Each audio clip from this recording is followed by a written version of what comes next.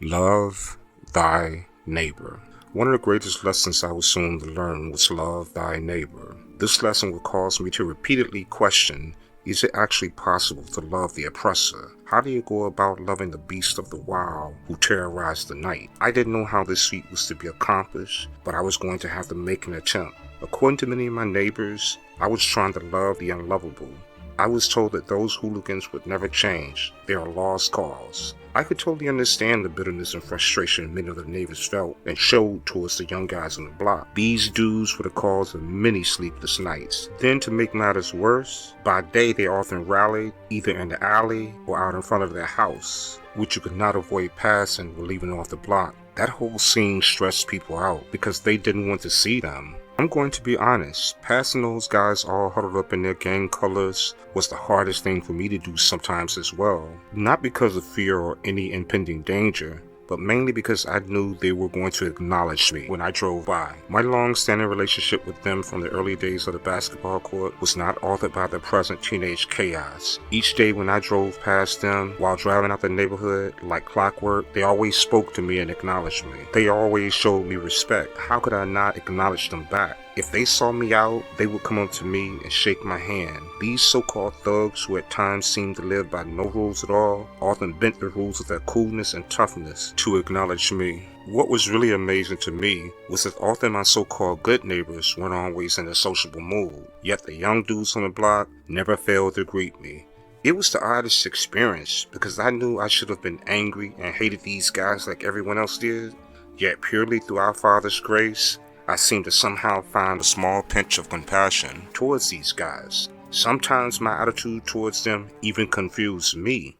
I could clearly see their lifestyle, but I could somehow see that they were angry, hurting, and lost as well. I could see that this was a reoccurring reality for many of the kids on our streets today. Kids today come up in the struggle with little to no solid guidance. They're left to oftentimes guide themselves as well as each other's, which is often right into a brick wall or grave. It's really sad. It was pretty evident that many of these guys were in full swing of the gang life, so an attempt to be a dad or some type of authority figure in their life was out of the question. Instead, to the best of my ability, my energy towards them was going to be about love. No, I'm not talking about the emotional type love, but more so tolerance and understanding. That's the best type of love. A love that's willing to try to understand. They had gotten the negative energy, the negative retaliation, and the negative judgment, which many people would say was perfectly fair when you look at their way of life. Nevertheless, in my heart, I believe if being a Christian was all about being an example of Jesus, then he would find a way to show these dudes love and understanding. I'm just saying. In my own life, I had encountered many religious people, expecting to find Christ's love from them. Surprisingly, what I often got was everything but real love. Stern judgment, the throwing of scriptural darts often replaced love. So how could I ever complain about what other people weren't doing if I was going to be the exact same way? Seriously, though it was tough, it was right. I would have to pray for strength and grace like never before, because now I was going to have to somehow find a miracle each day in the midst of all the mayhem.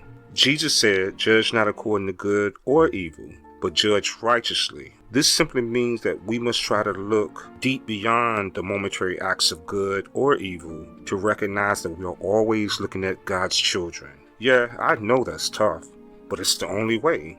Oftentimes people don't know who they are, therefore it's impossible for them to know the things which they do. The blind are truly blind to their own ways. They often can't see that they're hurting others because oftentimes they're hurting as well. They don't realize that all of the outward battles that are going on in their life are often due to ongoing battles within. This is why Jesus said we must look past the appearance of man to realize the truth that behind the physical image, the mask, and the personality is the spiritual child of the Most High God.